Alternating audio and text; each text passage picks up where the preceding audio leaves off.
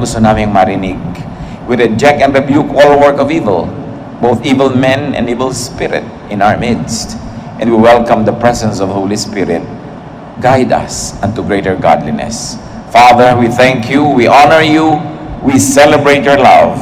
In the name of Jesus, your Son, our Lord and Savior. Amen. How to have peace in the family. And one of that is to stop abusing. Stop verbal abuse. Maraming beses na nangyayari yan sa mga pamilya. Grabe ang pag-aabuso ng mga kapatid sa mga nakakabata, o kaya yung mas may pera o may kapangyarihan kaysa dun sa mga mas konti ang pera, o yung mismong tatay inaabuso ang nanay. Proverbs 12:18, reckless words pierce like a sword, but the tongue of the wise brings healing. Pagka ang mga salita ay hindi maingat, pagka ang mga binibitawan natin mga pananalita ay nakakasakit, dinaramdam at natatandaan ng mga miyembro ng ating pamilya ng napakatagal. Kailangan maingat tayo sa pagsasalita dahil oras na nakapanakit na tayo, kahit mag-sorry ka pa at kahit patawarin ka pa, hindi naman talaga lubos na nalilimot. Colossians 3:19, a husband must love his wife and not abuse her. So husband and wife relationship is the highest one. Kaya ito ang ating piniling gawing example. Napakabanal ng pagsasama ng isang lalaki at babaeng mag-asawa, at ang binibilin sa lalaki ay huwag maging marahas. And because that is the example of the best relationship of human beings, this example applies to all relationships. Ang lalaki kasi, lalo nung araw na ang Old Testament ay sinusulat, maging nung New, ay masyadong privileged. Physically, alam na natin na generally speaking, mas malakas ang lalaki. Pagkatapos ng araw pa, siya ang may hanap buhay, siya ang may rank, siya ang kinikilala, siya ang merong legal personality. Kaya ang bilin, do not be harsh with your wife. Hindi ginagamit ang lakas sa pamilya para mangapi, para mangkawawa. We should stop abusing family members, and not only verbal, but we must stop physical abuse. Luke 12:45-46, but suppose the servant says to himself, my master is taking a long time in coming, and he then begins to beat the men servants and maid servants, and to eat and drink and get drunk. The master of that servant will come on a day when he does not expect him, and at an hour he is not aware of. He will cut him to pieces and assign him a place with the unbelievers. Yung example ay binigay sa atin, servant pa lang na umaabuso sa hindi naman niya kaano-ano, kapwa lang niya servant, ay paparusahan. Yun pa bang tatay na umaabuso sa anak? Husband na umaabuso sa wife, or wife who abuses the husband? Dahil may ganun din. Yun pa kaya na kuya na nangaabuso ng mga kapatid o ate na ginagawa yun? Malaki ang pananagutan natin not to abuse. Ang ipinapahiram sa ating kapangyarihan ng Diyos ay malinaw na pahiram, hindi sa atin. At dahil hinihiram natin yun, we are responsible to the one who lends it to us. Meron tayong pananagutan. Iginagalang ang dangal ng kapwa. That's why you don't abuse them verbally and you don't abuse them physically. 1 Corinthians 6:19-20, you surely know that your body is a temple where the Holy Spirit lives. The Spirit is in you and is a gift from God. You are no longer your own. God paid a great price for you. So use your body to honor God. Kung ang katawan ay pinahahalagahan ng Diyos, nilikha niya, pinatira niya ang kanyang espiritu sa katawan ng tao, at ngayon ang banal na espiritu, yun ang templo, wala tayong karapatan na abusuhin ang katawan na ito. Hindi natin dapat inaabuso ang sarili nating katawan, at lalo namang hindi natin dapat minamaltrato ang katawan ng iba. Pero merong mga magulang, ang tatay pag nalasing na, kung mambugbog ng anak, gano'n na lang. Pati asawa, wala yan sa lugar. In fact, pwede niyong idemanda yan eh. Yung pambubugbog. It is a legal case. At kung abusong-abuso na talaga, pwede niyong talagang gawin yan. I do not always encourage that. It must be the last recourse. But how does a battered woman protect herself from an abusive husband? Kaya nga sa Amerika ngayon at saka sa mga ibang developed countries in the West, hindi mo pwedeng paluin sarili mong anak. Mali naman. Kasi dapat ang magulang may karapatan at tungkuling mamalo para magtuwid. Pero sa dami ng umabusong mga magulang, sa dami ng mga magulang na sinamantala ang kahinaan, kabataan, kamusmusan ng kanilang mga anak, naglagay na sila ng mga batas. Sa mga eskwelahan po sa ibang bansa, lalo sa Amerika, ang mga bata tinuturuan na hindi sila pwedeng paluin ang sarili nilang magulang. At pag sila'y pinapalo o kaya ay inaabuso sila kahit sa salita lang, pwede silang tumawag sa isang telepono sa Amerika, 911. Darating agad ang mga tutulong sa kanila, mga social workers, police, counselors, legal people, at pag napatunayan yun, ang anak mo kukunin sa'yo.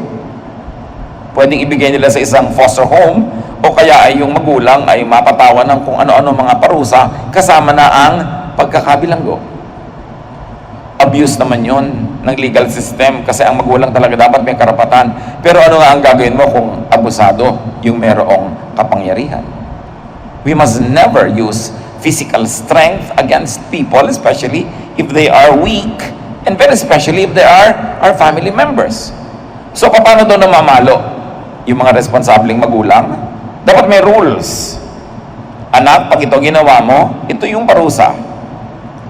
Pag ganitong level yung ginawa mo, ito yung level ng parusa. Hanggang makarating ka sa, pwede mo nang grounded ka, mawawalan ka muna ng ganito, ng privilege manood ng TV, o kaya ay mawawalan ka ng dessert, o kaya mababawasan ang baon mo, hanggang dumating yung time na kailangan ikaw ang maghugas sa mga plato dito, hanggang may palo na pag malala. At hindi ka na mamalo pag galit. Kasi baka revenge lang yon. At pag ang tao, ang magulang na mamalo pag galit, ang tendency lumampas yung palo doon sa crime. Kasi ang gusto mo na makaganti. So kailangan magpahupa ka muna ng galit mo. At pag hupa na yung galit mo na halos ayaw mo nang mamalo, doon ka ngayon mamamalo.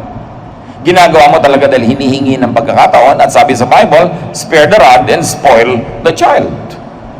So sabi mo, anak, papaluin kita dahil alam mo yung crime mo, ha? Alam mo.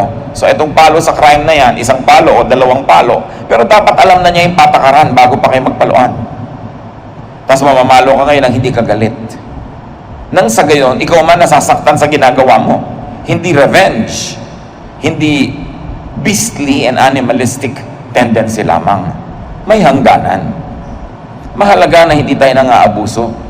There's another way to abuse our family members, and that we should stop depending on our dependable family members. Napakarami na yan ang daing. Napakarami na yan ang problema. Dahil may isang miyembro ng pamilyang naaasahan, doon at dumagan lahat. Merong isang matino-tino mamuhay, doon na lahat umaasa. Ang sabi sa 1 Thessalonians 4:11-12, make it your ambition to lead a quiet life, to mind your own business, and to work with your hands, just as we told you, so that your daily life may win the respect of outsiders, and so that you will not be dependent on anybody. So ang itinuturo dito, magtrabaho ka, magsikap ka, dapat may produkto ang iyong pawis, earn what you eat, earn what you have to spend. Sa katunayan, damihan mo pa ang kinikita mo para sumobra at may maitulong ka pa sa kawang gawa at sa mga kamag-anak mo at mga iba pang taong nangangailangan. Sino ba ang dapat talagang tulungan at pwedeng tulungan? Lagi nating inuulit-ulit ito, yung sobrang matanda, hindi na pwede magtrabaho. Sobrang bata, hindi pa pwede. Maaaring murang-mura pa o nag-aaral pa. O kaya yung may sakit, o yung paminsan-minsan temporarily nawawala ng trabaho, in between jobs, tutulungan mo yon. Pero yun namang 30 taon mo nang tinutulungan, 20 taon, 10 taong non-stop, that's already an abuse. So you stop also not only depending but over-depending. We must stop over-depending on people. Napakahalaga na tayo ay kumikilos para may paggalang tayo sa ating sarili at iginagalang din tayo ng iba. Sino ba ang ating naaabuso madalas? Di ba yung dependable, yung matino, yung mabait, yung accommodating. And you know what's wrong with that? Because you punish people for being good. And then you reward others for not being good. At madalas, ang arbiter, ang recruiter, ang coordinator, Madalas, isang matanda, nanay o tatay, sasabihin sa matinong anak, "Anak, nag-asawa yung kapatid mo, kailangan magpakasal, nakabuntis. So ano po ako gagastos?" "Oo nga, ay, ikaw naman na may kita eh." "Anak, yung anak mong, yung kapatid mong batugan, na adik-adik, nanganak na yung asawa, kailangan tubusin sa ospital. So ako gagastos, sila to nag-sex, ako gagastos." "Anak, ang gatas ng pamangkin mo. Hanggang mamaya anak, mag-enroll na ang pamangkin mo. Hanggang mamaya anak, yung pamangkin mo teenager, nakabuntis tulad ng tatay niya." Generational. At alam niyo ang malungkot dyan, madalas, yung mga nanay o tatay, pero madalas nanay siya yung ahente nung mga kapatid na batugan, mga walang silbi, mga pabigat. Pag ayaw mo ng tulungan, iiyak ka ng nanay mo. Siyempre, nababagbag naman ang loob mo. Alam niyo po ang maling paggamit ng pagiging ina. Kung meron kayong dapat paggamitan na influence nyo, yung batugan, yung hindi nagtatrabaho, yun ang inyong gamitan na inyong lakas para siya magtino. Hindi yung lagi nyong pinipitasan, yung halos hindi na makuhang makakain ng sarili niyang bunga. Lagi nyong pinapagod yung masipag. Tapos sasabi tuloy ng anak yung tamad, "Di bali ng tamad, di naman pagod." Yan daw ang mga bagong kasabihan ngayon. Ayaw ng Panginoon ng ganyan. Hindi yan makatarungan. It must stop.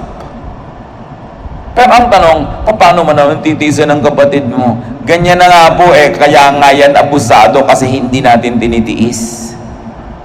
Kasi alam niya na kahit anong mangyari, hindi siya magugutom dahil papakainin natin siya. At dahil dyan sa sobra natin pagsalo sa mga irresponsable, sa mga tamad, sa mga batugan, hindi na sila nagsisikap.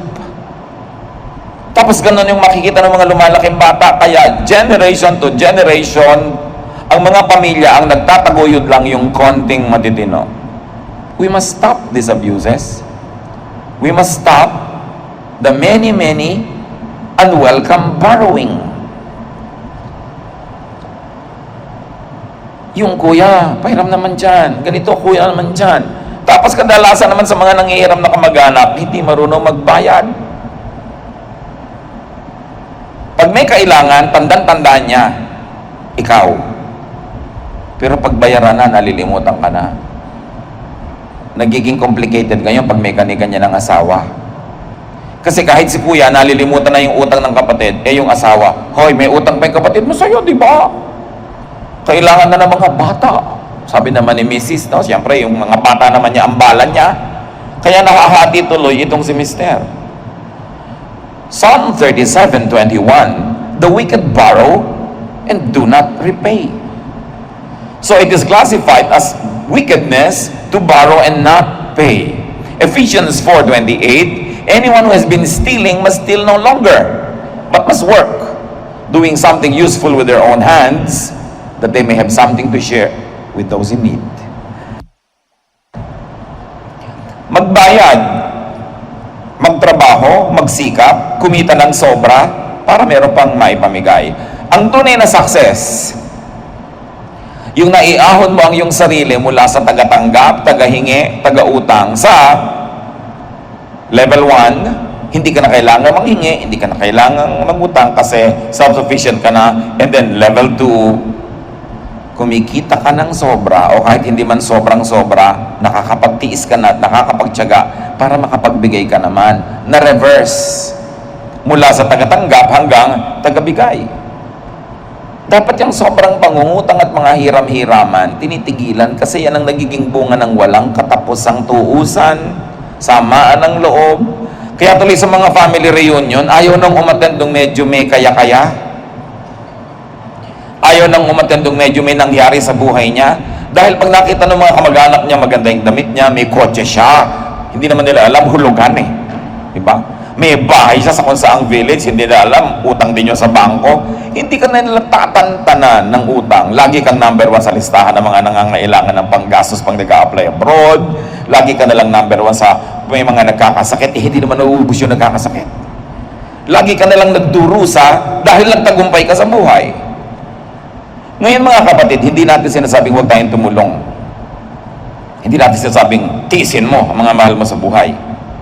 Hindi naman yung matitino, hindi naman yung mga naaasahan at mabunga ang kausap natin ngayon eh. Ang kausap natin ngayon, yung mga palaasa at abusado. Kaya natin sila pinipigil. Kusa na ng mga taong gustong tumulong, kung kaya nila at gustong tumulong, hindi rin natin pinipigil yon. Pero ang kausap natin ngayon, yung mga abusado, o kaya yung mga katulong at padrino ng mga abusado, sila ang dapat ngayong ituwid. Sila ang nasa hot seat. So kailangan ang tao magpakatino para hindi lang siya gumraduate from asking, magiging giver pa siya. In the family, we must stop the abuse of demanding. Sobrang umaasa ka na lang.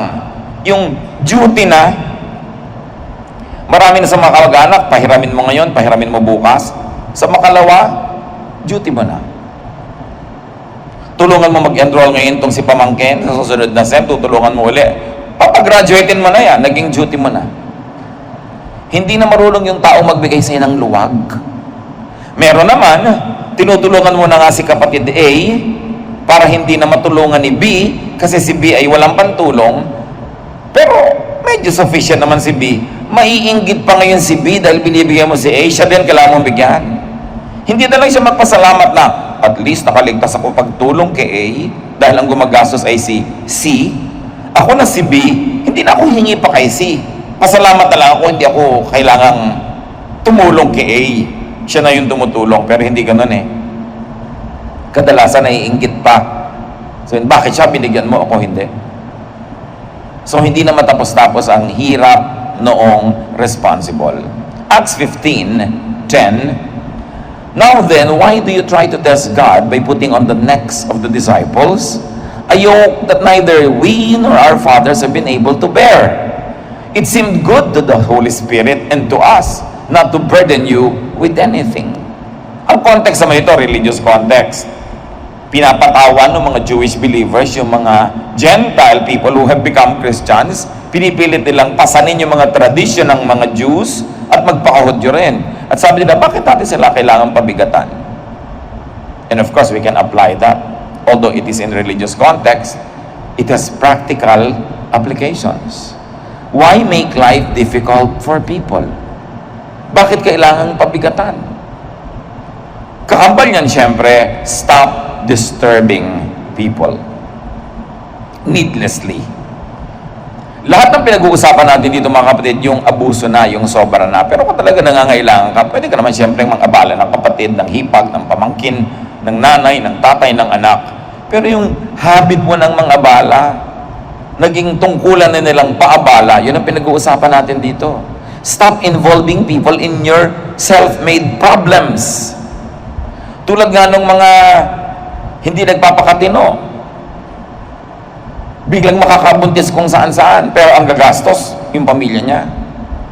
Dapat kung hindi mo kayang gastosan, yung magiging bunga ng yung pagkakamali, huwag kang magkamali. O kaya, huwag kang paulit-ulit, matuto ka naman. Hindi natin dapat isinasangkot ang mga mahal natin sa buhay sa lahat ng gulong kusa naman nating pinasok. Ba't hindi sila kasama nung pumasok tayo sa gulo, tapos ngayon kasama sila sa paglabas natin? Hindi ba sana kung pamisa-misan, kung sa buhay mo once, twice, thrice, pero kung nakakapito, 8, 10 beses ka na, lampas ka na sa kota. Dapat yun mahiya ka na to the point na magpakatino. Hindi yung ang dami mong gagawin, maglalasing ka, magkakaproblema ka, tapos magpipiansa yung iba. Eh di pakulong ka, gano'n na lang. Total, ginawa mo, di pakulong ka. Bakit ka ngayon gagahihingi ng pampiyansa, panggastos, pangkaso? Eh, nilikha mo yan. Yun ang problem sa ating society, mga kapatid. Injustice. Hindi lang sa legal justice systems natin. Sasabihin natin, ang daming injustices na gaganap sa ating mga korte. Sa mga sarili lang nating tahanan, ang daming injustice. What is injustice?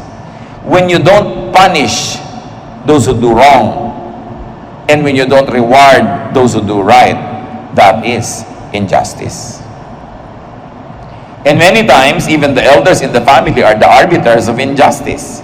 Because they will punish the good and performing members of the family to reward those who are continuously manufacturing their own troubles. Injustice yun. Dapat ituwid. Isa yan sa mga talamak na sakit ng ating lipunan. Yung sobrang close family ties. Yung iba naman, kaya lang nakikiklose kasi nang mamolest siya. Kaya nanununto ng mga kamag-anak. Kasi, uy, mayor na pala yung pinsan natin sa ganon, tuntunin natin. Yung ganon, laging may gustong mapakinabang. Pag wala kayong kontribusyon sa pag-asenso ng isang kamag-anak, wala rin kayong right na pumitas-pitas ng bunga niya. Iba na kung kusa niyang ibinibigay. At tinuturuan naman natin ang mga taong mabunga, successful, maluwag sa buhay, na kusang tumulong. That is good and that is godly. Pero ang kausap nga natin ngayon yung umaabuso eh. At dapat nating intayin na pagkusaan tayong bigyan. Maraming mga tao, bahagya ka nang nakagawa ng konting karangalan sa iyong sarili. Hirap na hirap ka halimbawa na maging teacher, pumasa sa exam, maging teacher. Hirap na hirap ka na maging respectable person. Tapos meron ka isang pinsan na biglang magra-run in politics. Nang ugali niya hindi naman maganda, lasenggo dito at lasenggo doon, babaero dito at babaero doon. Pagkatapos yung konting dangal na naipon mo sa iyong pangalan, gusto kanyang gawing campaign manager para yung naipon mong goodwill, malustay niya para sa kanyang political career. Hindi na niya iniisip na ang tagal-tagal naman bago ka nagawa ng konting pangalan, ipapagasgas mo pa sa mga kamag-anak mo na di naman karapat-dapat dahil yung personal behavior nila hindi naman marangal. And yet that happens. Gaano karaming mga nakita ko na antitinong mga babaeng teacher, talagang pinipilit nilang maging kagalang-galang at kagalang-galang naman. Pero eto na si asawa, malalasing. Nag-aantay sa gate ng school. Halos bugbugin yung asawa doon sa gate sa harap ng mga estudyante at co-teachers. Gaano karaming matitinong mga anak yung uutusan bigla ng nanay na binggogera, no? Mga nanay na walang ginawa kundi magmadyong at maglustay. Uutusan yung matinong anak, pumunta ka doon, mangutang ka, pupunta ka sa tindahan, mangutang ka. Hiyang-hiya na yung bata, wala nang mukhang maipakita. Para lang mapagbigyan yung utos ng nanay. Gaano karami nating beses inilalagay sa alanganin ng mga kamag-anak nating matitino. Tapos mukha nila yung nagagasgas, reputasyon nila yung nasisira, sila yung nagiging garantor, sila yung nagbabayad sa mga utang na tinatakbuhan natin. It is not godly to make that happen, and it is not godly to allow it to continue happening. Kailangan talaga natin magkaroon ng, sabi ni Marcos, bagong lipunan. It's true. Kaya mahirap umasenso ang Pilipinas, hindi lang dahil meron tayong 28 bulkan na active, hindi lang dahil dinadalaw tayo ng higit 30 bagyo every year, kundi kasi binubulkan, nilalahar at binabagyo tayo ng mga kamag-anak. Na hindi ka pa nakakabangon, hinihila ka na. Dapat yang magwakas. Everybody must be taught to be responsible. We must stop demanding other people to right our wrongs at their expense, to pay for our debts, to clean up after us in our messy lifestyle. We must give people the space and the time to develop themselves. So stop disturbing. It is important. 1 Timothy 5:13. Besides, they get into the habit of being idle and going about from house to house. And not only do they become idlers, but also gossips and busybodies, saying things they ought not to. Yan ang nangyayari. Importante na tayo ay nagbibigay ng space sa ating mga kamag-anak at hindi natin sila laging minomolestya. We must stop demanding and we must stop disturbing people. We must stop all the unwelcome advances. It's important. 1 Corinthians 8:13, therefore, if what I eat causes my brother or sister to fall into sin, I will never eat meat again. So I will not cause them to fall. So kung yun lang daw kinakain natin ay nakakapagpatisod sa kapwa natin, huwag na lang tayong kumain ng particular thing na nakakatisod sa kanila. Again, it's a religious issue. But in practical life, kung yung ginagawa natin nagiging abala para umasenso ang ating mga kamag-anak, para magkaroon sila ng katahimikan, dapat baguhin. Marami sa atin, if not all, hindi tayo itong tinutukoy. Pero maaaring tayo yung nagkukonsinti nito.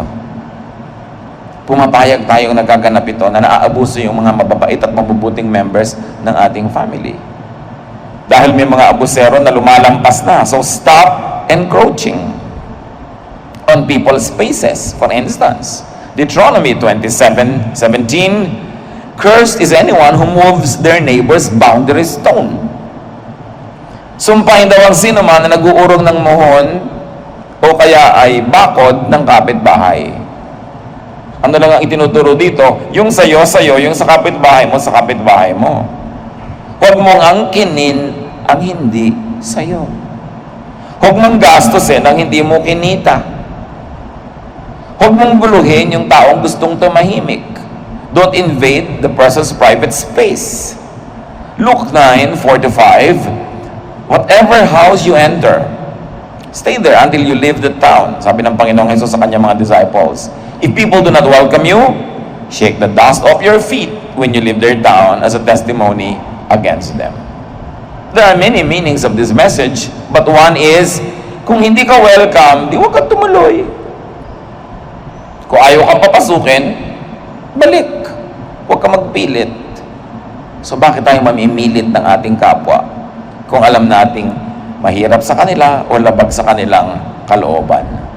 Huwag nating sakupin yung kanilang private space at huwag din nating sasakupin yung kanilang private time. Don't encroach on time. Proverbs 27:14, if a man loudly blesses his neighbor in the morning or early in the morning, it will be taken as a curse. Blessing na nga eh. Pero pag ang ingay-ingay mo daw, bine-bless mo yung neighbor mo, umagang-umaga, tulog pa siya, eh para nang sumpayang blessing mo. In other words, tulog pa siya, hayaan mo siya matulog. Ang daming guilty niyan sa mga pamilya, ha? Darating gabing-gabi na, galing sa galaan, magbukas lang at magsara ng pinto ang lakas. Bubuksan pa lahat ang ilaw. Magbubungkal pa sa kusina, naglaglagan na lahat ang kutsara. Dapat pag dumadating ka at may tulog, para kang pusa sa pagkilos. Dapat siguro ang mga tao pag-aralin ng Kung Fu. Kasi nakakapaglakad ka dyan ng dahan-dahan eh, no? Na minsan nga may papel na nilalakaran, hindi napipilas. Pero mayroong darating ng maaga, ng maagang-maaga, magigising yung mga tulog pa. Dapat meron tayong paggalang sa ating kapwa at sa oras nila. Oras ba ng pag-aaral ito ng bata? Sobra ng pag-uutosan. Oras ba halimbawa ng pamamahinga ni Mrs.? Pahinga na niya yun. Huwag mo na siyang pag-asahan pa ng mga babangon pa para sa'yo. Dapat ginagalang natin yung oras ng kapwa. For everything there is season, and the time for every matter under heaven.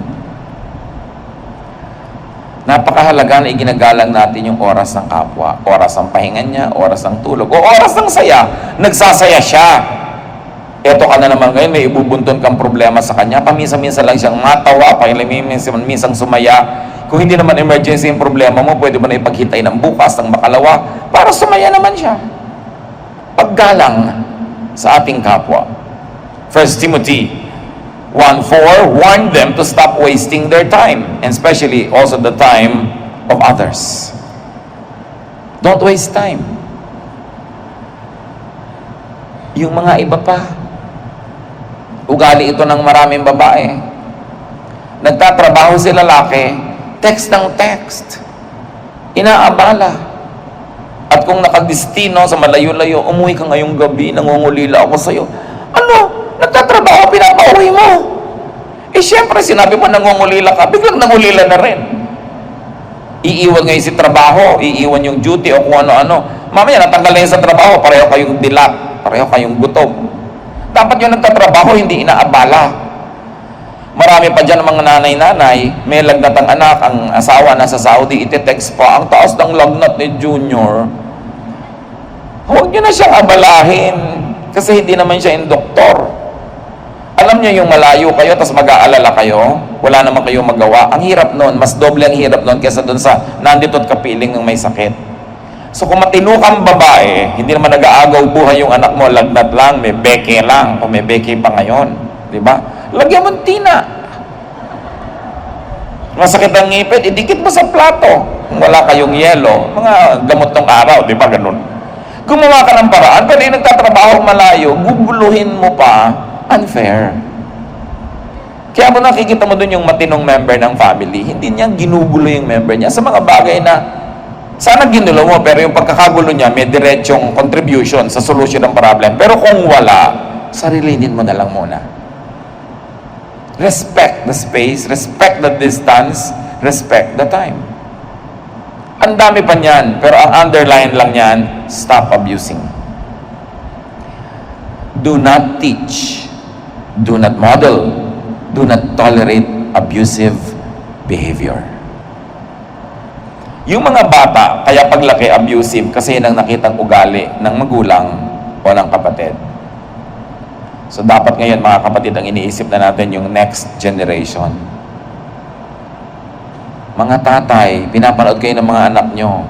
Show responsive and responsibility.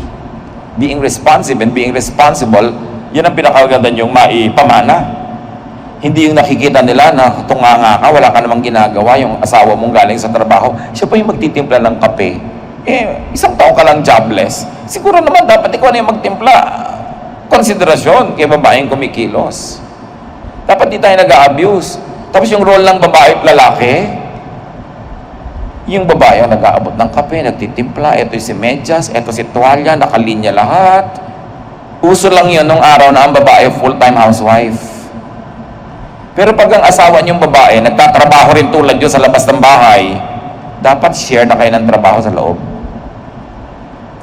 Isipin naman yung babae, kawawa naman. Tulog pa si mister, gising na yan dahil nagluluto.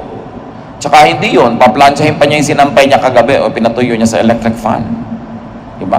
Pagkatapos maghahain o kakain ngayon si lalaki, magliligpit pa si babae, pero si lalaki, alis na. O pareho silang papasok. O pareho ngayon silang uuwi mamaya, si babae dadaan pa sa supermarket o sa talipapa. Maghihinain pa ng isda, magluluto pa ng hapunan, habang si lalaki nanonood ng TV, hindi pa ba luto? Hindi pa, kasi hindi ka tumutulong eh. No? Pagkatapos maghahain ngayon si babae habang nagbababad ng damit sa palangganan niya. Dahil mamaya kukusot-kusotin pa niya yun di ba? Pagkatapos ngayon pinakain na si lalaki, magliligpit si babae, nakahiga na si lalaki, darling, may isa ka pang duty sa akin. Diba? Naligo ka na ba? Ang gusto pa niya, amoy sabon ka. Siyempre, by then, amoy suka ka na nun dahil pagod na pagod ka na. Be fair. Kung naka full time sa bahay, dapat pa rin ng tulungan dahil alam nyo, yung mga detail ng housework, mas mahirap gawin kaysa sa isang bagay na ginagawa mo lang sa job description mo sa office. Kaya nga marami nagre-reklamo, sasabihin pa ng lalaki, sinusuplayan kita, pinapakain kita. Sige, huwag mo ako suplayan, huwag ako pakainin. Sisingilan na lang kita sa lahat ng trabaho din sa bahay. Nag-repair ako kanina ng mga gripo, tubero fee. Diba? Sinundo ko yung mga anak mo, yaya fee. Diba? Naglaba ako, labada fee. Nagbayad ako ng kuryente, ng telepono, ng ganyan-ganyan. Administrative fee. Tapos ganyan, hihilata na ako, whore fee. Yun ang mahal, di ba? Sigurado kulang pa yung sweldo niya Kaya niyo sasabing dependent yung wife, hindi dependent yung wife. Yung husband and wife tulungan yan. Nagbabago na ang panahon. Wala na tayo sa kuweba, wala na tayo sa dark ages. Dapat baguhin din ang habits. Para fair, para mabait, para lahat masaya. So Proverbs 19:18, correct your children before it's too late. If you don't punish them, you are destroying them. So kailangan ng bata tinutuwid, pinapakitaan ng magandang halimbawa. So help people to stop abusing. Inspire people to be self-reliant and fruitful. Let the family be happy. All members, especially the good members. Remember, stop punishing the good members and stop rewarding those that are not good. Ama namin, salamat sa mga paalala nyo. Kumisan, masakit marinig kung mga ganito mga salita, lalo kung kami yung tinatamaan. But that's your word, O God. It's like a double-edged sword that cuts through bone and through tissue. Teach us to value the wisdom in the Bible and teach us to apply them in our daily lives. Suriin niyo po kami ngayon. Kami ba yung inaabuso? Turuan niyo kami, Panginoon, na sa inyo kumuha ng lakas. Pagpalain niyo po yung mga inaabuso, Panginoon, na lalo pang maging mabunga para may matira naman sa kanila. At turuan niyo rin sila kung paano i-handle ang ganito mga situation. But above all, thank you that there are family members that are fruitful,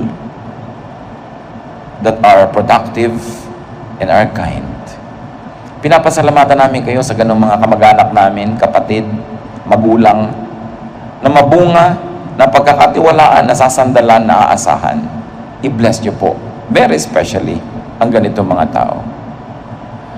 Suriin niyo rin kami kung kami naman yung umaasa ng hindi naman dapat, kung kami umaabuso na, maging pagtutuwid sa amin, Panginoon, ng mga salitang ito.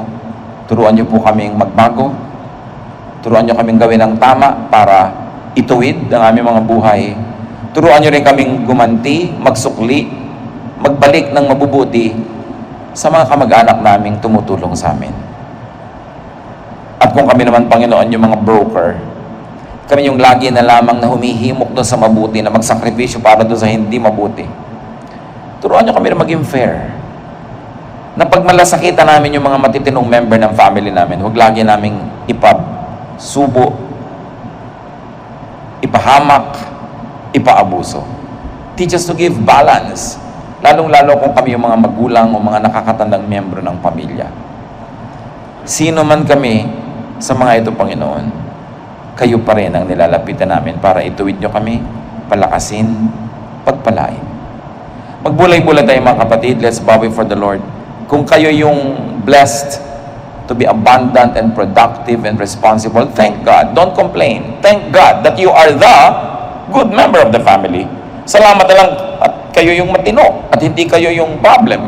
Magpasalamat tayo. Huwag nating mamasamayin kahit kailan that we are being useful and kind and that we are good providers for our families. Except that pray for wisdom that God may give you balance. Kung tayo yung mga palaasa, magising tayo, makalog para magkaroon tayo ng mga pagbabago. Nauna yung pagbabagong loob. At kung alam naman natin na tayo yung nagiging instrumento para maabuso yung iba, mag-isip-isip. Pag malasakitan, yung matitino. Ama namin, sa ilang saglit ng katahimikan, ipakita mo sa amin kung sino kami. Maaring